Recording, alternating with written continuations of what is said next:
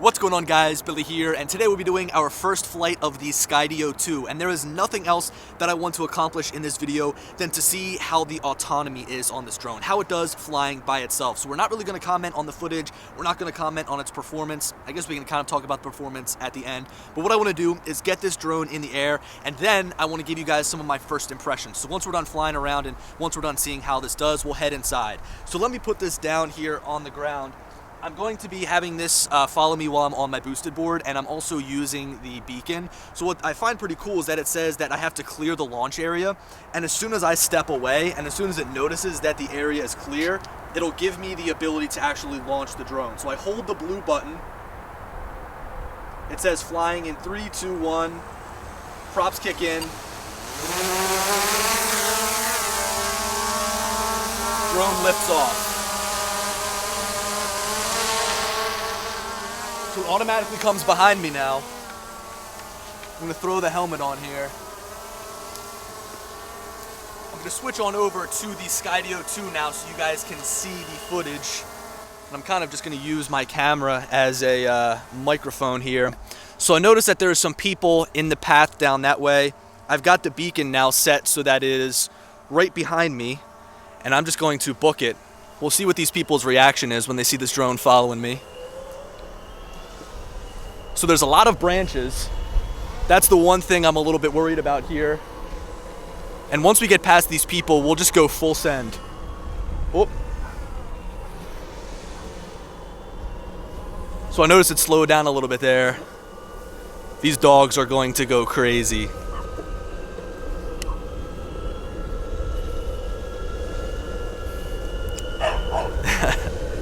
All right, so now we're gonna pick it up.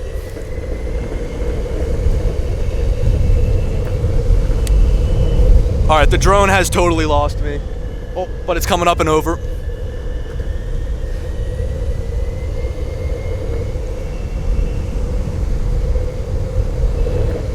Now we're getting to an area that's a little bit more open, but we'll soon go over a bit of an obstacle here. So now we're gonna head over this bridge. And I'm interested to see how the drone does with these wires and how it handles the bridge.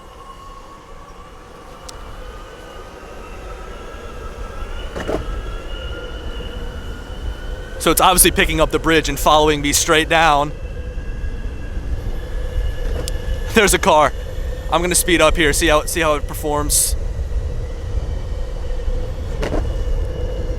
I think it lost me. It came up and over that car and is finding me again. I'm over here. What is it doing? Let me get out to an open spot and see if it can find me. There it is.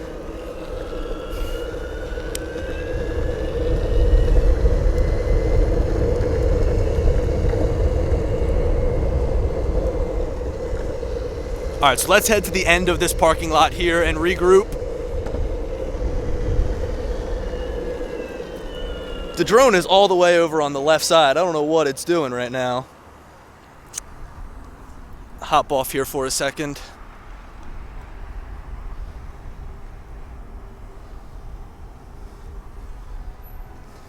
All right, so it looks like it's finding me again. Ooh. Now I'm gonna put it in front of me and see how it handles. So I'm using the beacon here to set it in the front.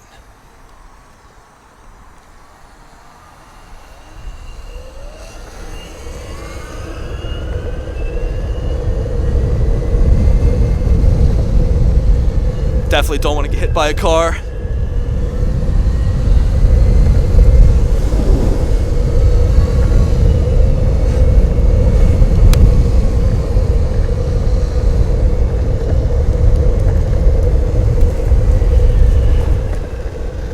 Go back over the bridge.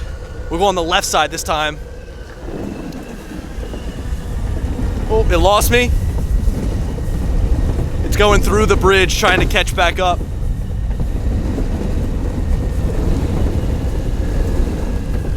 A little bit slippery on this bridge.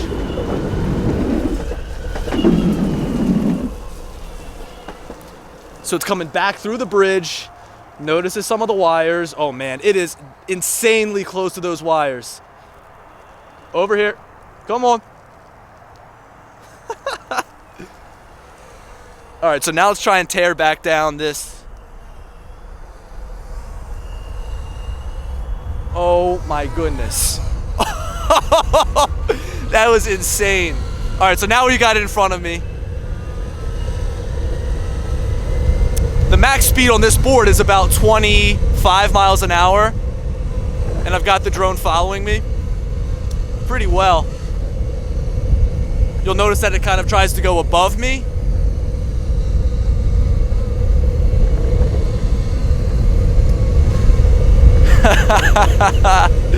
This is incredible. Oh man, there's a branch and it went over the branch.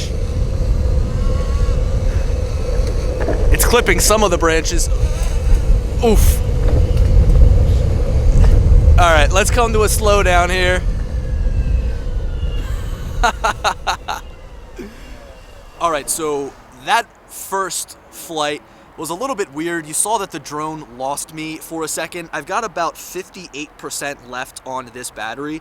So I'm gonna do another flight. I'm gonna go down a different route and I'm gonna voice over this portion. So I'm gonna talk after the fact because I was trying to hold the camera and the microphone and I couldn't hold the beacon. So I'm gonna try to manipulate where the drone flies with the beacon and I'm gonna kind of just do a voiceover, so yeah.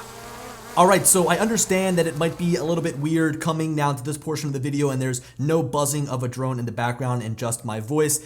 But anyway, you'll notice in the beginning of this flight here that the drone just totally didn't know where I was. Now, it eventually did pick up, but that was a massive problem I ran into with the first flight that I had. You'll notice that as soon as I crossed over the bridge, the drone just had no idea where I was. Now, another thing that I've noticed, and you'll see in this footage here, that the drone tends to favor flying like to my left side and then keeping me and the subject on the right side of the frame. And it's not something that I don't like, but sometimes it does tend to ruin a shot. So you'll notice here I'm going down the pathway, or I guess the roadway here in my apartment complex. On the right side is this big wall. There's some train tracks on the right side. And then I eventually switch the drone to come over onto the left side.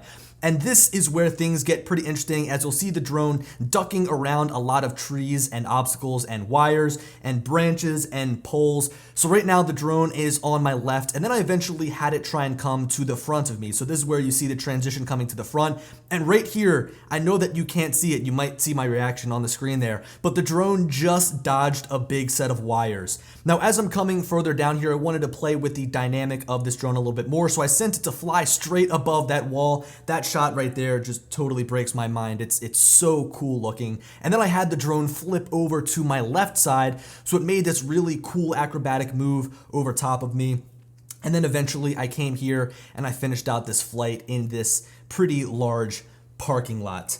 Guys, I can't even begin to explain how much fun I had with this drone today in like the 2 hours that I was flying it. I feel like I went to a convention, I saw a really cool concept drone, and then it kind of sucks because I'm not going to be able to fly it anymore, but I can't believe that this is technology that exists. I think some of the most incredible things that you guys probably saw from like that first flight was how this drone was able to dodge very thin branches and also power lines. I mean, these wires have got to be so small, and the fact that the cameras on this drone can pick it up, it just blows my mind. I think that at like the 5-minute timestamp, right, when I came back over the bridge, it was at about like 5 minutes and 15 seconds where the drone was able to go through the power lines. Was just incredible. I honestly couldn't believe it, and you guys probably saw my reaction at the time of when it happened. It was insane. Now, I do want to get into some of my first impressions because while I think that this drone is like 80% there, I don't think that it's perfected quite yet. So you guys obviously saw that the drone lost me quite a number of times.